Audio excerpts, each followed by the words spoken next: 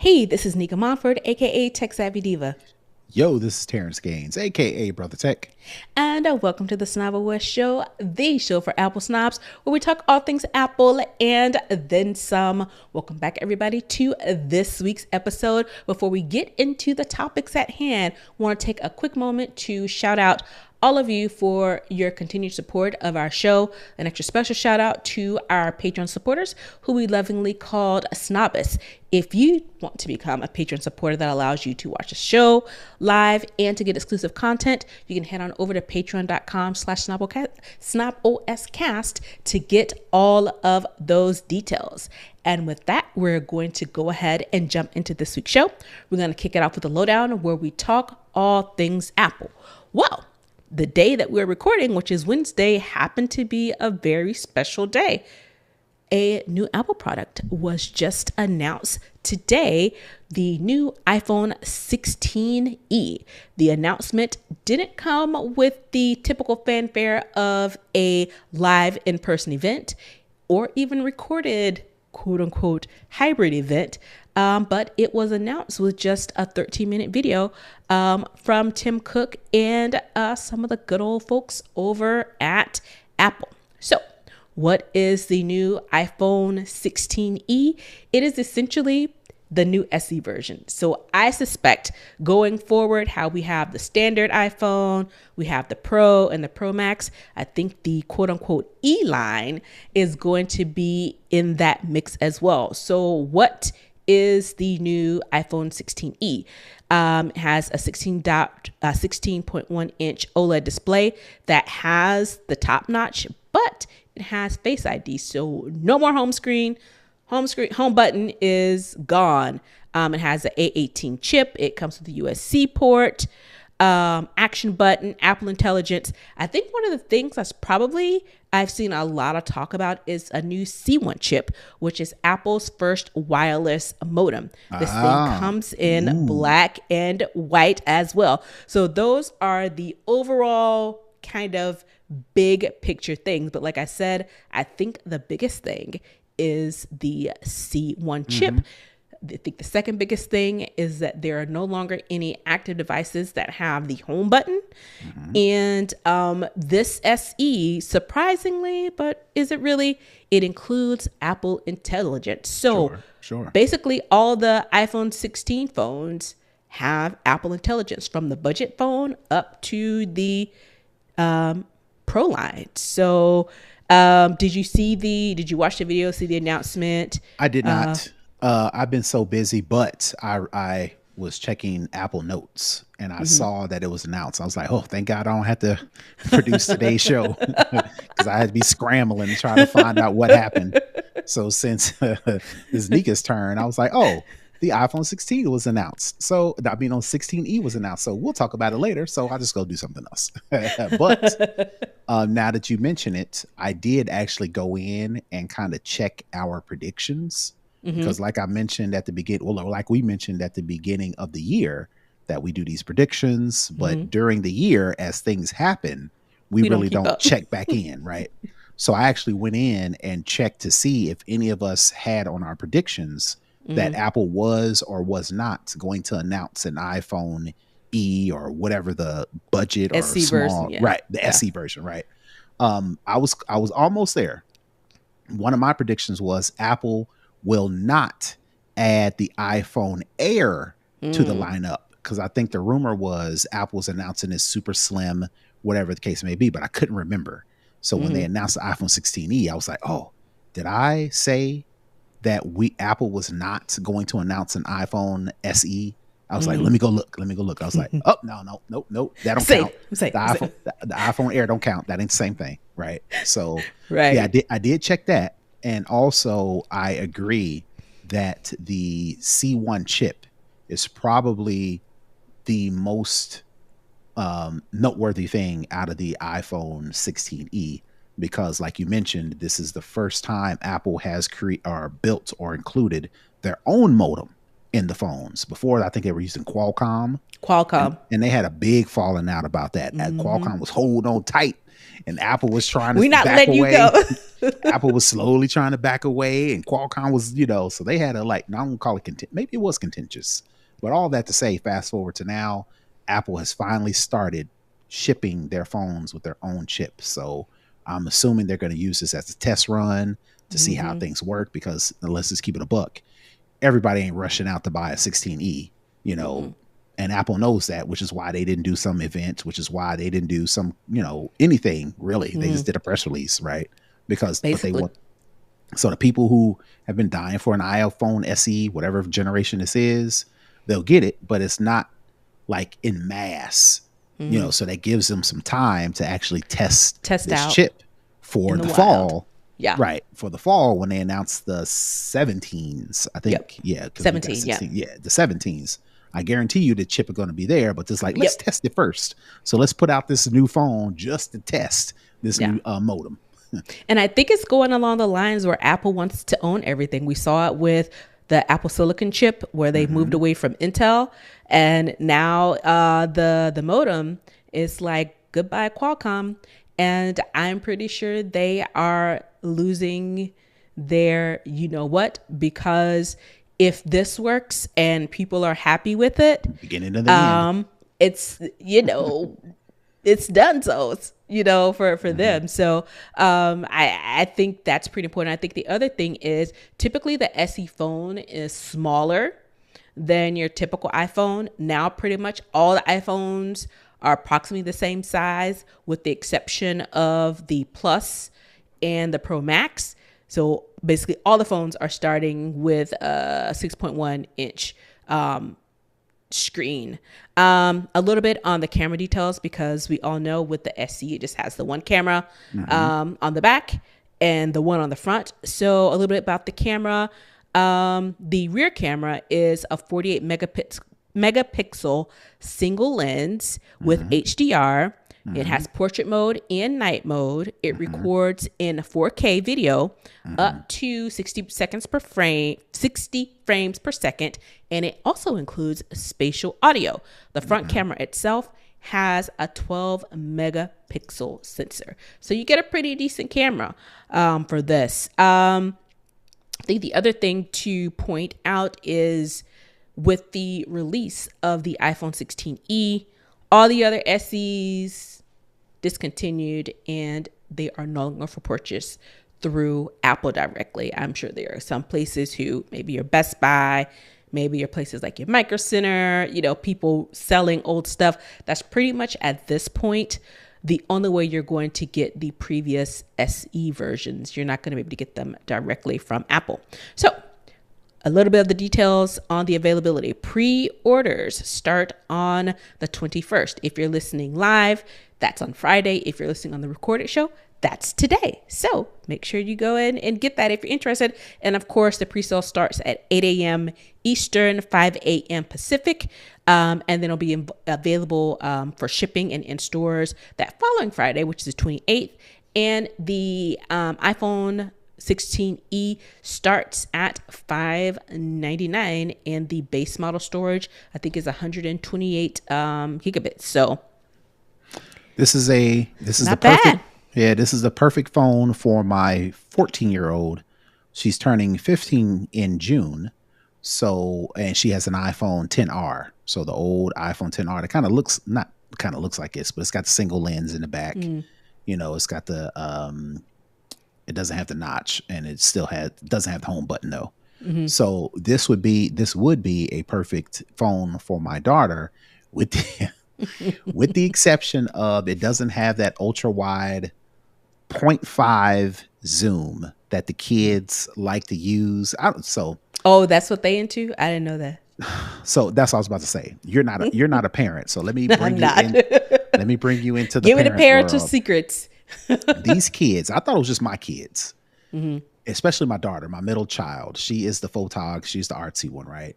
She is always sneaking up on us and trying to use. She wants to use my phone because my phone has all the 3 cameras and all the stuff, right?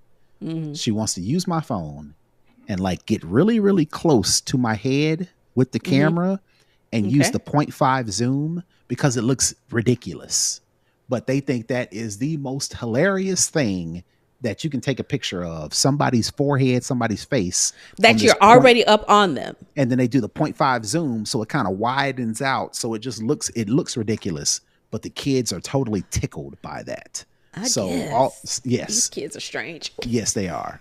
So all that to say, this may not be the phone that she gets simply because it doesn't have that goofy lens so she can take those goofy pictures. But other than that, this is a But again, perfect. in 5 months, is she going to be into that? We'll see if she ain't. If she ain't, I'll be looking for an iPhone 16e for her 15th birthday.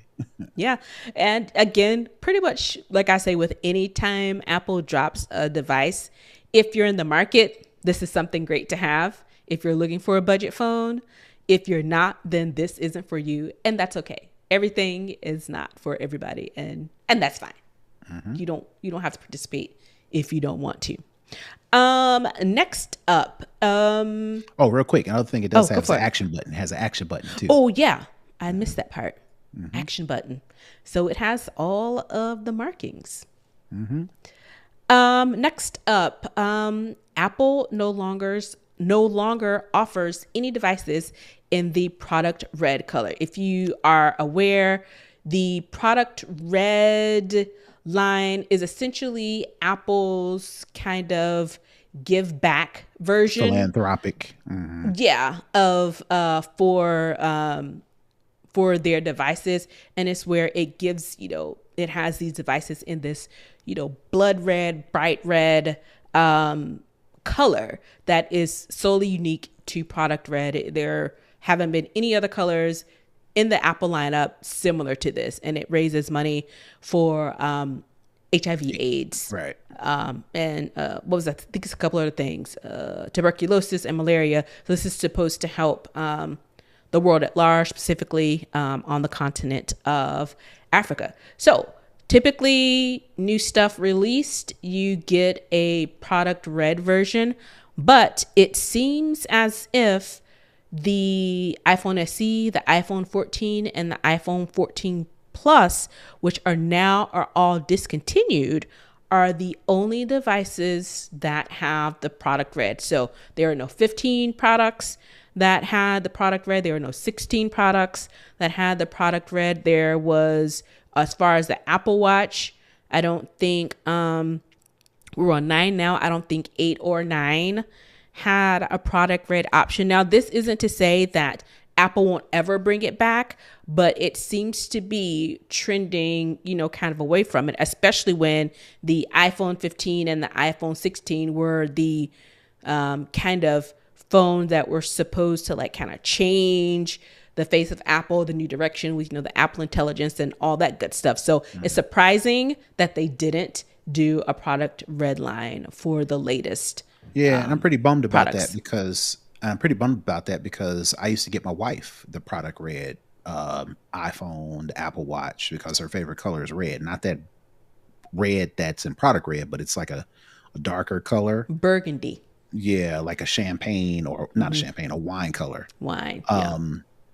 So this is as close as you're going to get. I would get her the product red watch. And I think I got her the product she has right now, the product red Apple Watch, but I can't remember if it's an 8 or a 9. I can't remember, but she does have it. So pretty bummed about that and they used to come out during Valentine's Day or around February, March. 'Cause red. Right. So yeah, definitely bummed that they won't be offering those products anymore. Yeah, I'm interested to see if it does come back, or what I guess the thought process around it was. You can't blame it on the current administration because they haven't had one since before that. So it'll be interesting to see what happens with the global fund that is funded by the product red product. So it'll be interesting to see if we get anything else out of this, or if they kind of like slowly phased it out and we just didn't know. All right, so the last story for the lowdown, we don't normally like to talk rumors on this show because we've seen bite us in the butt. With the exception of this several one. times. But I wanted to talk about this one because I wanted more than anything to get your thought on this, because I know this is a feature that you've been wanting forever. Kind of how I am with my Air Power Mat. This is how you are with the wireless reverse charging, which is essentially you can charge your watch or your AirPods by simply placing them on the back of your phone. So, this feature, this reverse wireless, let me make sure it's wireless reverse charging. Apparently it was supposed to come out back with the iPhone 14, but it never did quite make it out. They did give us kind of like wireless charging light with the implementation of MagSafe, which, you know, I think I have it on my phone. You have like, you know, you can pop the MagSafe charger on the back and, you know, get you a quick charge. So that was kind of, I guess, like a break fix, lack of a better term for that. And to add, you can charge your AirPods with your phone, but you have to have the cable. You got to plug it up. It's not wireless. And the key thing with this is it being the wireless reverse charging. So apparently, based on this article from 9 to 5 Mac, it is currently being tested on the new iPhone 17 that we can expect to come out this fall.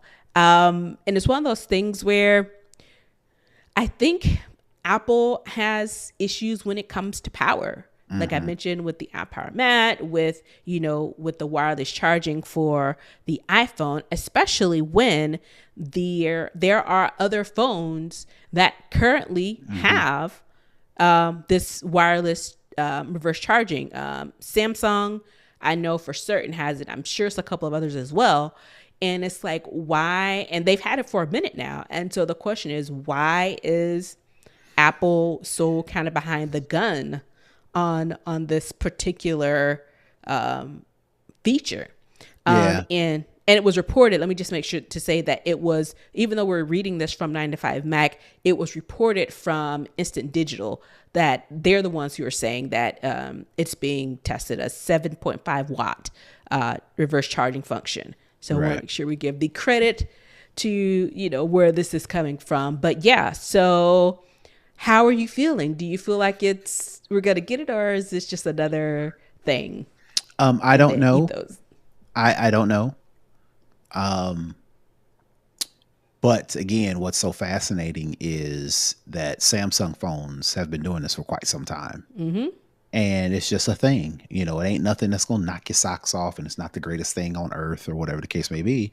But I could definitely see it as being useful. Case in point, when you go out, you know, I give myself an example.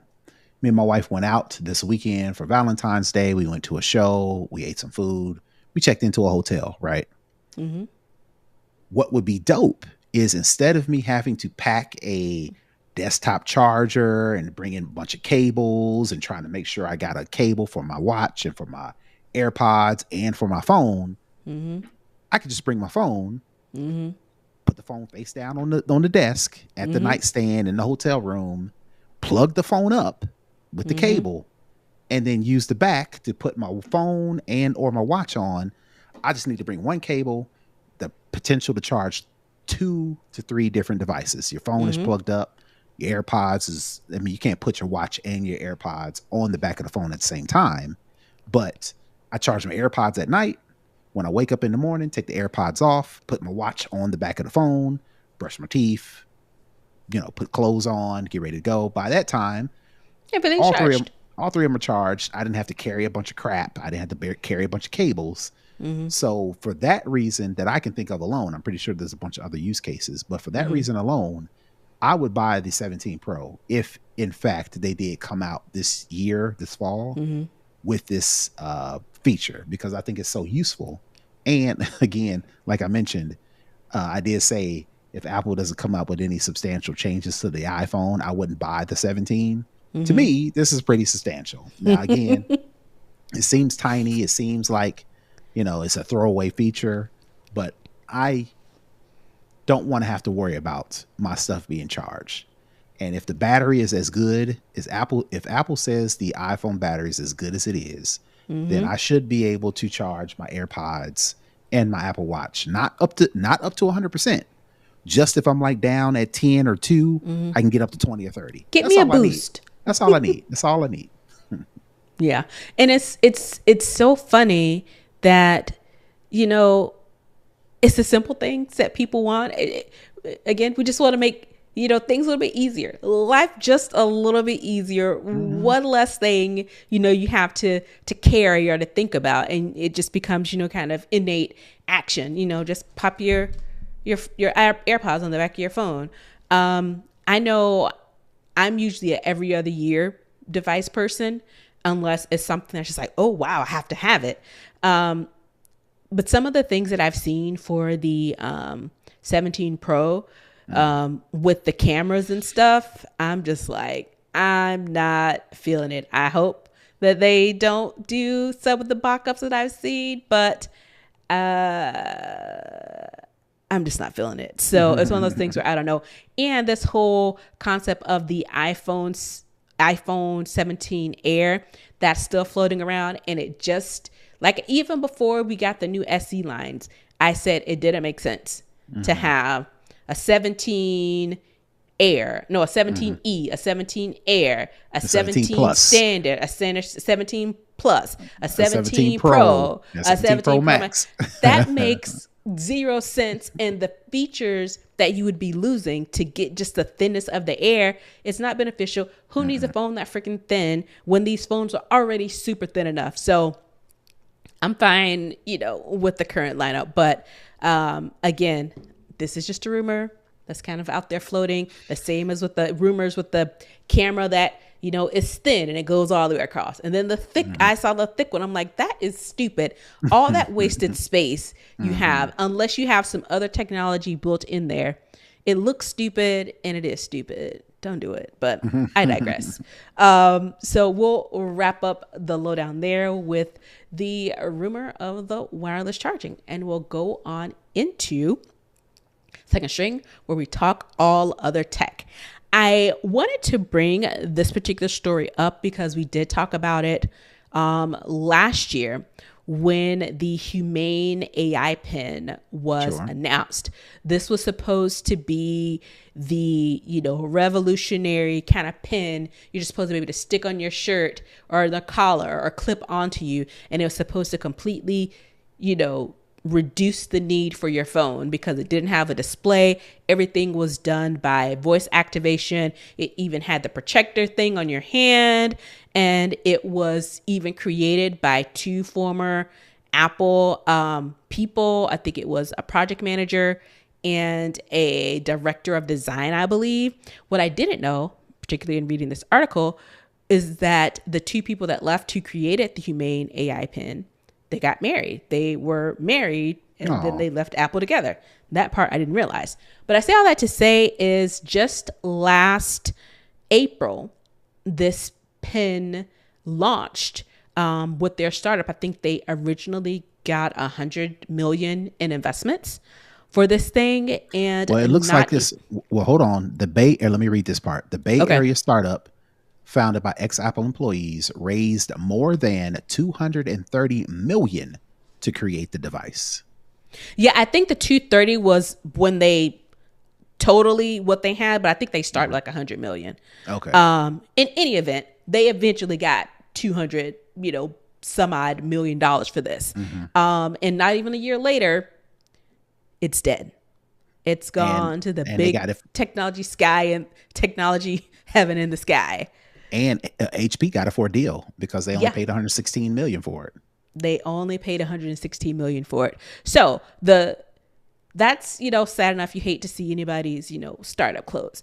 But my issue with this is this thing started at $600 to purchase. I think they eventually dropped it down to like $500. Still too much. Especially, now you have this device, it will stop functioning and the customer support will end the end of this month, 12 And you p.m. only get a and you only get a Pacific time on the 28th. and you only get a refund if you purchased it within the last 90 days. When Correct. this thing has been out for over a year, maybe over a year, because I think it came out Christmas in 2023. I think is when it came out. I Oh, think it did? I had to check that. I know it's been a year. Yeah, it's I thought it was April, but any event, it's April, been yes, April barely a 2024. I'm year sorry. or just under a year, a very short span. So the other thing is you say, hey, well, okay, it'll, stop functioning or whatever, but I have this device, and I paid $600 for it or $500 for it, so surely it'll still, function or do something. No. This human AI pen will no longer connect to Humane servers. The device won't be capable of calling, messaging, AI queries and responses, or cloud access. I think the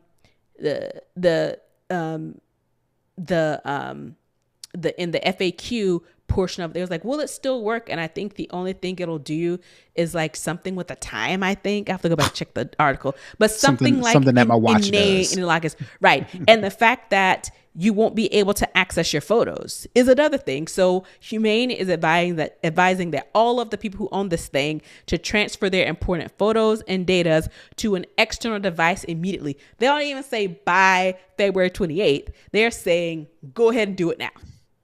Go ahead and do it now. And the other thing is, if you bought within the last 90 days at the $500 price, you can get your money back. But anybody other than that, it's like, nah, you get nothing. You have basically this brick that you can use maybe as a paperweight.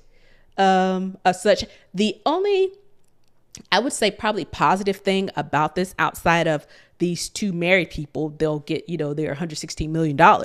So, I mean, kind of hard to cry for that, even though I think the article from TechCrunch was originally saying that they were hoping to sell this thing to get like 700 something million to $1 billion for it.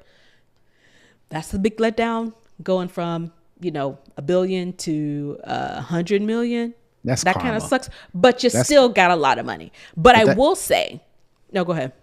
I was going to say, that's karma, because y'all try to overcharge y'all customers and then try to turn around and overcharge for the sale. And they was like, no, we're not having it. So again, that's karma, because y'all could have made this cheaper. Yeah. And made it like more advantageous at like $200 or $250.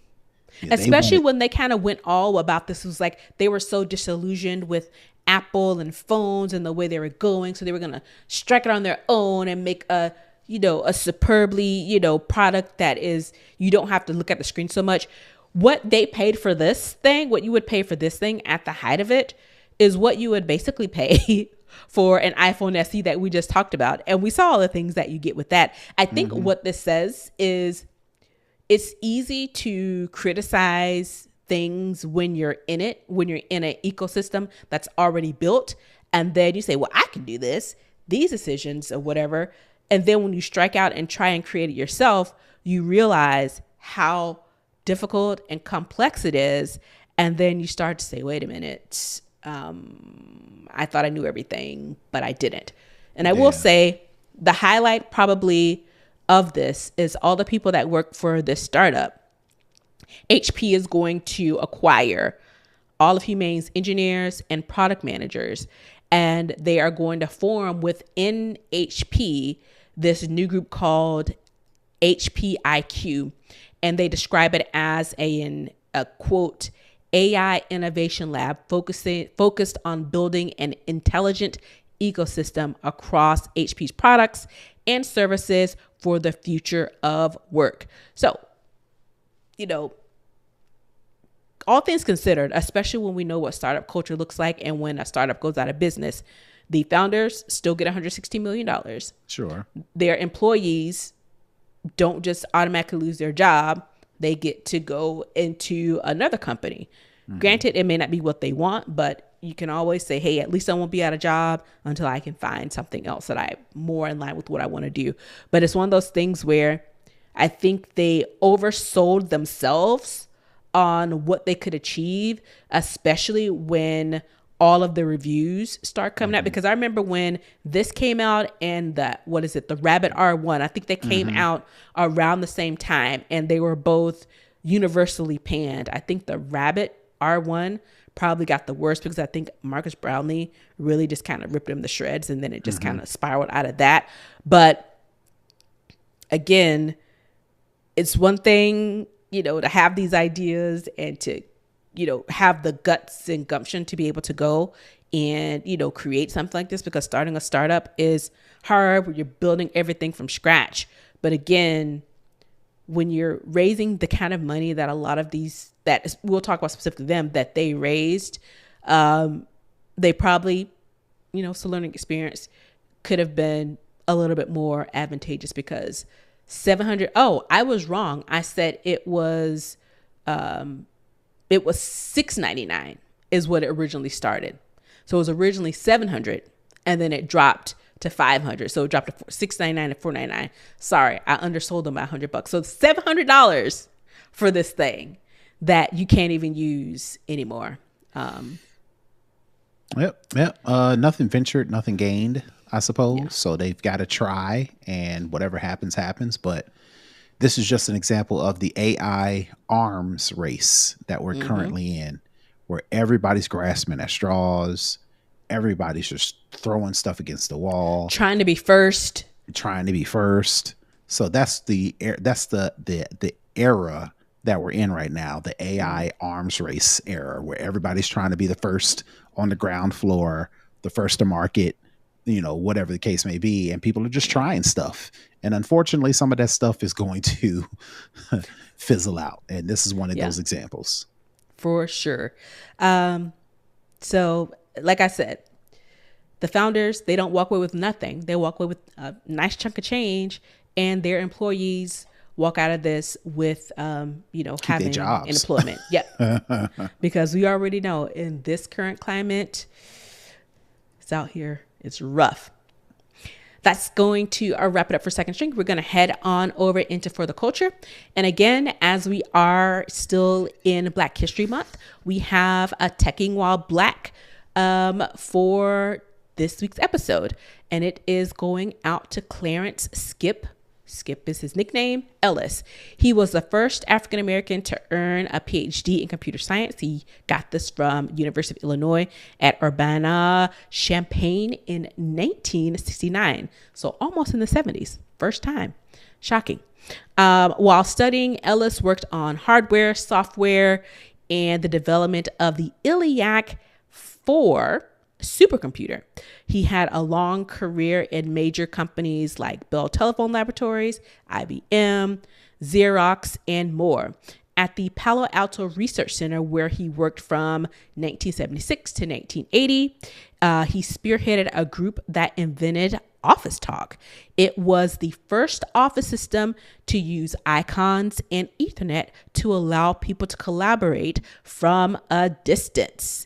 Does that sound familiar? It should. Ellis was a real pioneer in the field of operational transformation, examining functionality in collaborative systems. And if I, said, does it sound familiar? It sounds a little bit like Google Docs, no?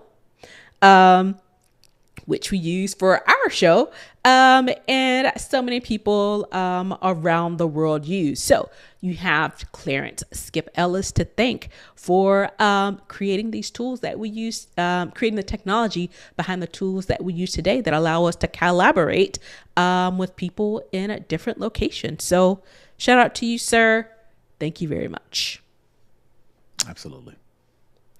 All right, let's head on into the next topic for the culture. Actually, for the culture, I didn't want to originally talk about this particular story because it was a lot of meanness around it, and people just being jerks and just having a lack of compassion. Yeah, people out here peopling. Yeah. The only reason I wanted to talk about it is because of something that happened I think it was either early this week or the end of last week. So if you haven't heard, the Detroit rapper that goes by the name of Dank DeMoss, she's suing Lyft because she was denied a ride over her weight. So she ordered a Lyft to take her to, I think, her cousin's football party. And so as she was walking up to the vehicle to get into it, she said she heard the doors lock and the driver would not let her in the car because he said that, quote, "I'm sorry, I got no space. My car is small." And when he's doing all this rapper, she is almost 500 pounds. I think I read somewhere it's 489 pounds. And so this driver was driving a Mercedes sedan. And some people I saw was like, it was the size of a Corolla. I don't know if any Mercedes Benz that small. Well, C-Class is their entry level sedan. And I don't know how that compares to a Corolla, probably a little bit bigger than a Corolla, but it is their Mercedes smallest sedan. And it's their, let's be honest, C-Class, it's their budget friendly. Sure. Entry Mercedes level. Benz. Yeah. Entry level. Mercedes Benz. So the guy ended up saying, I'm going to cancel the ride. He's like, you're not going to be charged. And so it was a bit of back and forth. And the driver tells her, you need to order a bigger car. So all this kind of, going back and forth. Ultimately, he did leave. She wasn't charged, but she's filed suit in Wayne County citing discrimination. I believe Lyft ended up firing the driver. And it's one of those things where, is it discrimination or is it not? It seems to be a little bit of a fine line of, was it actually discrimination or was just because all these drivers are independent contractors to Lyft and to Uber, and they do have the right of decline for a passenger to get in their car. You can't. I would say not only that, it's my car. And technically, I don't work for Lyft. So I can do what I want to do in my car. And that's the problem with Lyft and Uber. Lyft and Uber drivers are not Lyft and Uber employees. They are contractors. And all these drivers are doing is using the tool. The software. The software, the app, to provide a service to people, a marketplace, if you will, right? Yeah. But me being an independent contractor, an Uber or Lyft driver, it is my car, it is my gas, it is my maintenance, it is my responsibility. So I'm going to look out for me, and I'm not going to pick up anybody who looks suspect, like if they're trying to, get away from a crime, or I'm not going to pick up, you have, like you said, the right. You have the right to not pick up somebody, for example, if they're doing a crime, if they're just looking sketchy. I'm driving my car, and if you look sketchy, I don't care what Uber and Lyft say, right? But that's not this case. But in this case, it's the same. I am not an employee of Lyft. I'm an independent contractor.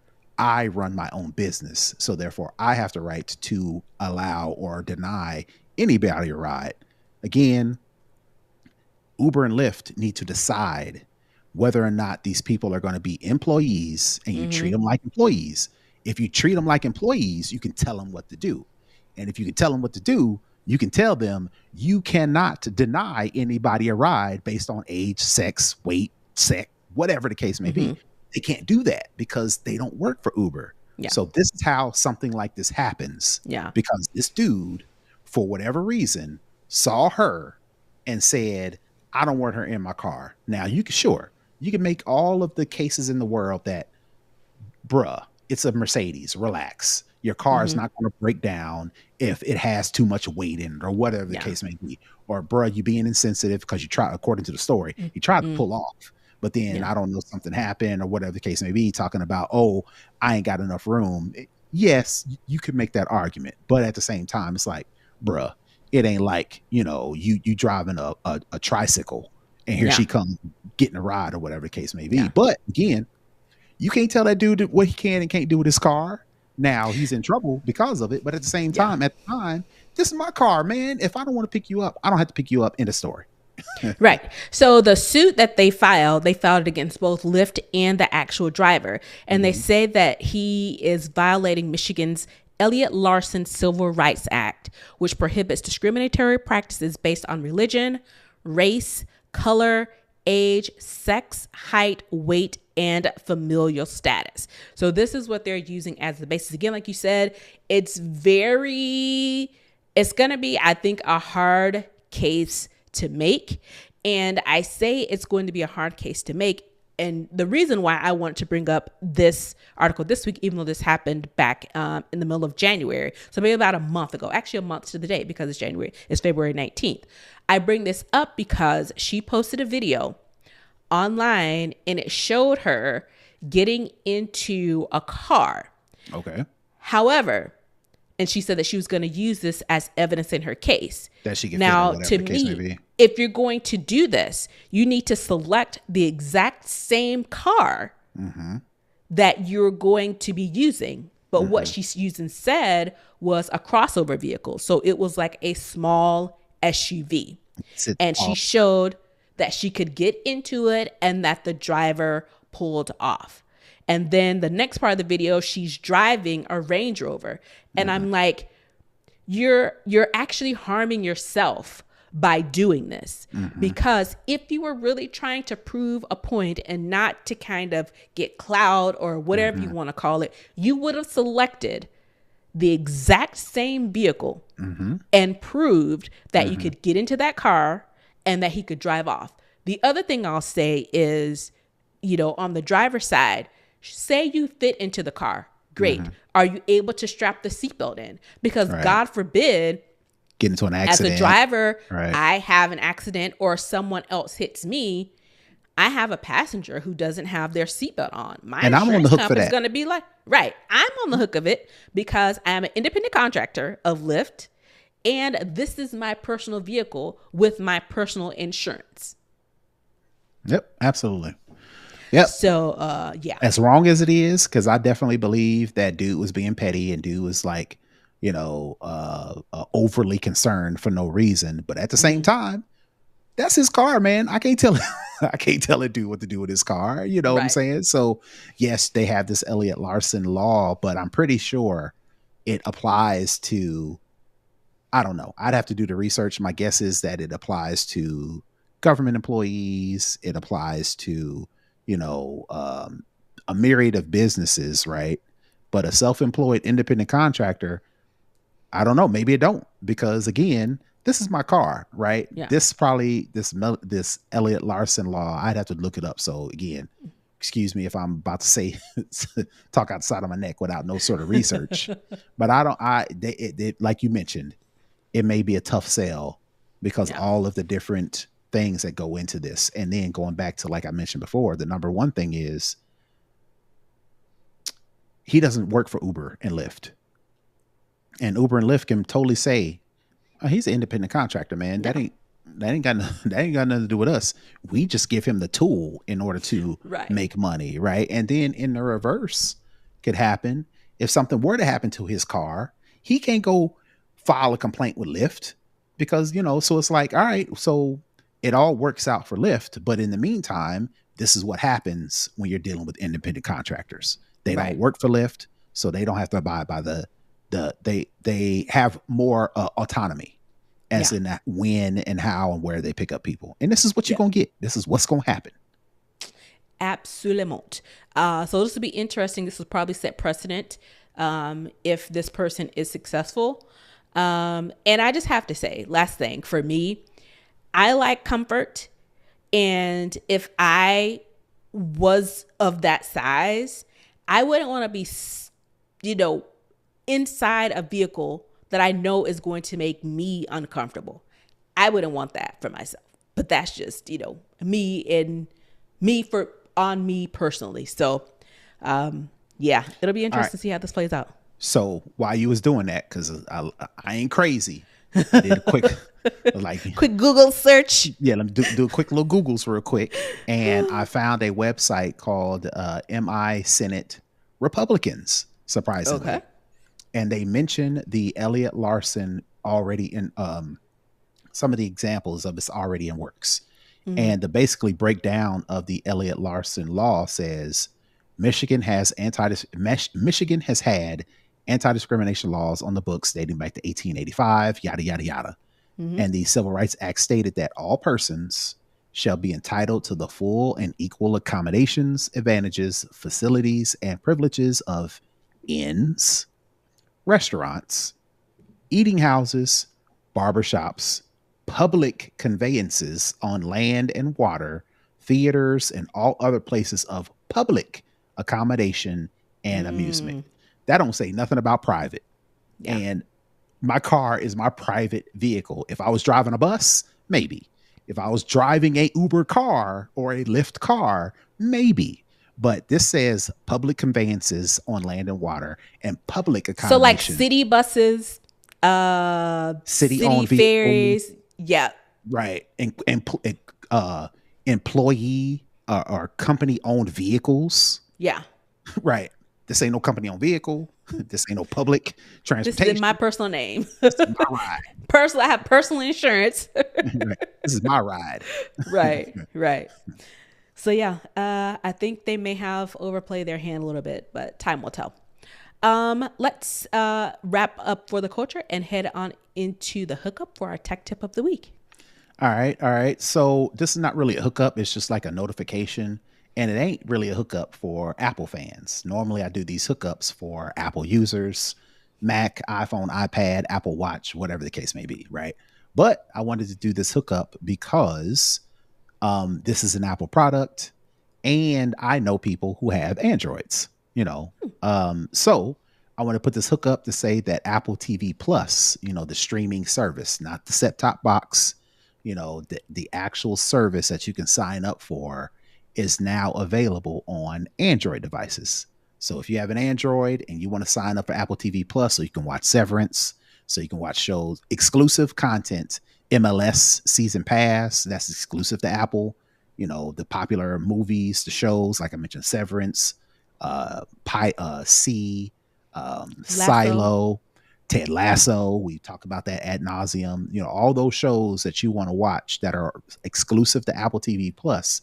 If you have an Android, now you can sign up for them. And the cool thing about this is it works the same on Android that it does on Apple. And what I mean by that is Apple didn't dumb down their features. They didn't dumb down the user experience to put it on Android. If I'm on an iPhone and I'm enjoying Apple TV, I get the same experience if I'm watching Apple TV Plus on an Android. So I just want to put that out there. And if you're interested, if you have an Android device and you do want to take part, it's $9.99 a month for Apple TV Plus. For us, it's a little bit cheaper because I've bundled it into the Apple One thing. And you have to have an iPhone. You have to be using that on an Apple device. But if you just want the advantage of watching Apple TV Plus, that is a standalone service that you can now get on Android. So that's my hookup for the week.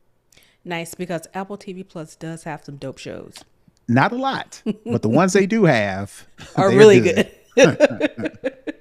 All right, that is going to wrap up the show for this week. Brother Tech, where can the people find you? Sure, you can find me all over the internet at Brother Tech. That's BROTHATECH. And you can find me at Tech Savvy Diva everywhere you get on the internet. All right, to connect, to comment, to share, to support our show, head on over to snoboscast.com to get all the details. And with that, we'll see you next week. Peace. Bye, everybody.